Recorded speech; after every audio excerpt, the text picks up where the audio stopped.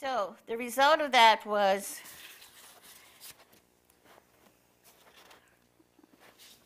that Aaron, Yahweh spoke to Moses and Aaron and Mahor on the frontier of Edom, and he said, Aaron must be gathered to his people.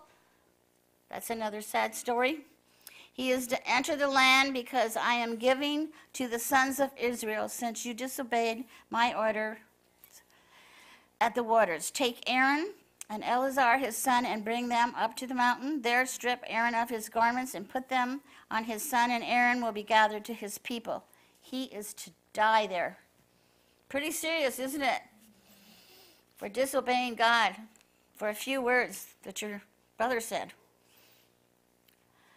Then, in the sight of the whole community, they completed that, and the whole community saw that Aaron had died, and all the house of Israel wept for Aaron for 30 days.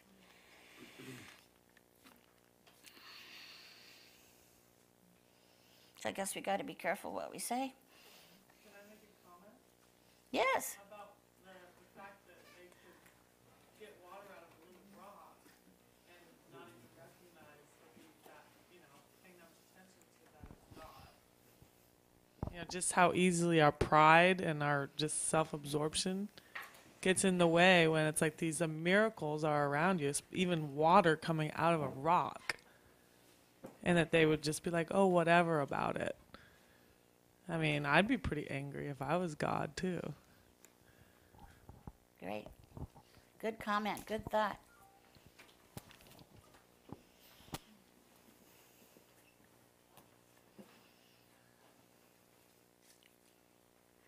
Now we have to hear the unfortunate circumstances of Moses. This is in Deuteronomy 32:48 through 51.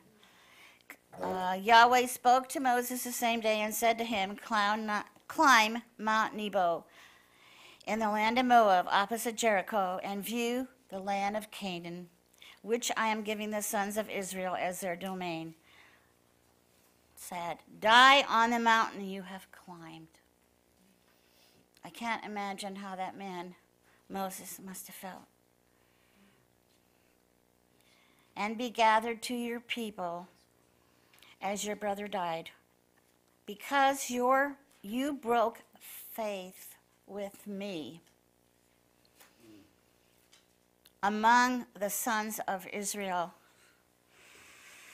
That time in the wilderness of Zin, because you did not display my holiness among the sons of Israel. You may see this land only from afar. You cannot enter it, this land that I am giving to the sons of Israel.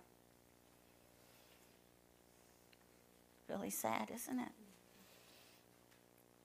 But I think that the Lord, all this happened because when you go in a new place, you can't take old thoughts, old ideas. You have to start fresh sometimes.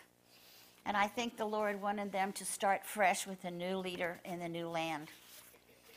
And they had learned their lessons about it.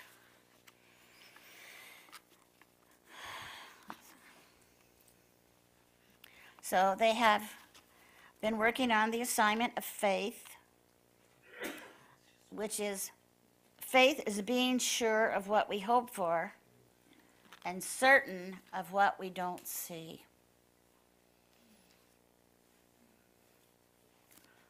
So that's what they were working on.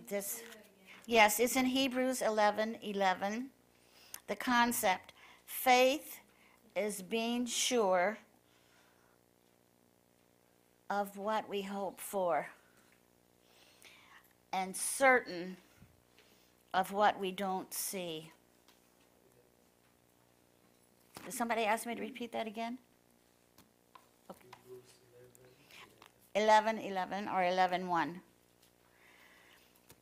Now faith is being sure of what we hope for and certain of what we don't see.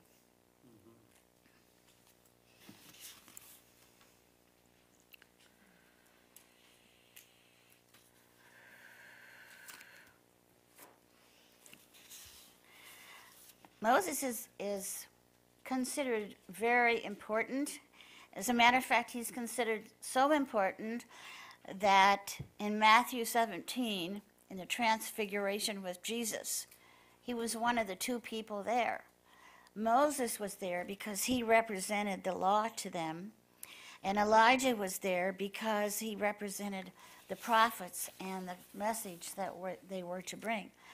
So Moses is a very incredible and important person to the Lord, that he saw the Lord face to face, the only man that we read about that did, the man that had a very special relationship with the Lord like none other. So now we're going to let Bruce summarize for us.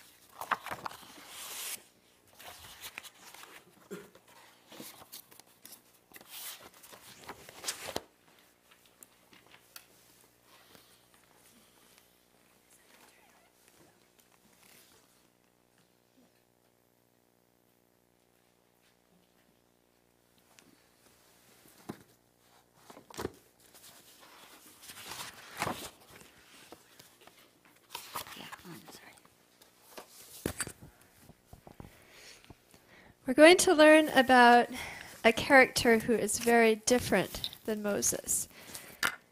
In fact, he could be perceived as a foil to Moses. Moses is a true prophet of God. He has a heart for the people. He's a great intercessor. He's willing to sacrifice for the people and do the will of the Lord. He has a friendship with God. They speak together face to face. We've heard of some opposition from within Israel, the challenges from Miriam and Aaron to Moses' authority.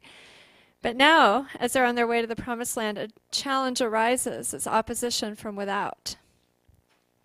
The king of Moab, named Balak, has heard about how Israel's defeated all his neighbors, and he sees how great they are in number and knows that their God is with them. And so he attempts to enlist the help of a sorcerer, a fellow named Balaam. In Hebrew, his name is pronounced Bilam, because Balak believes that the only way he can defeat Israel is through supernatural means. Little does he know that back in Deuteronomy, God had actually forbidden Israel to attack Moab during this journey. So Balak is really digging himself into a pit. But the character that we're going to be introduced to that is very, very different from Moses is Balaam. Please turn to chapter 22, verse 5.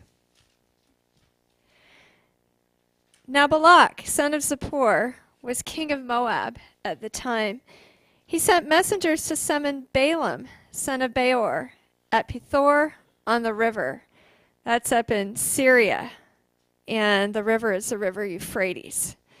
So this shows how desperate the king of Moab was to send envoys all the way up to Syria to try to get this sorcerer, diviner, and seer to come curse Israel.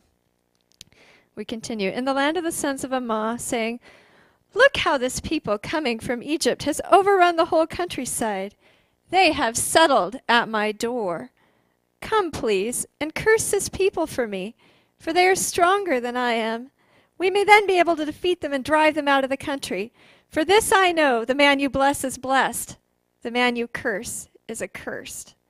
Does anyone recognize the language of that last sentence? And remember what God said to Abraham back in Genesis chapter 12, verse 3, when he went into covenant with Abraham and said, "Those who bless you, I shall bless. Those who curse you, I shall curse." Now Balaam has a reputation for pronouncing effective curses and blessings. But who's the real source of the blessings? God. And he honors and affirms his covenant with Abraham in this story.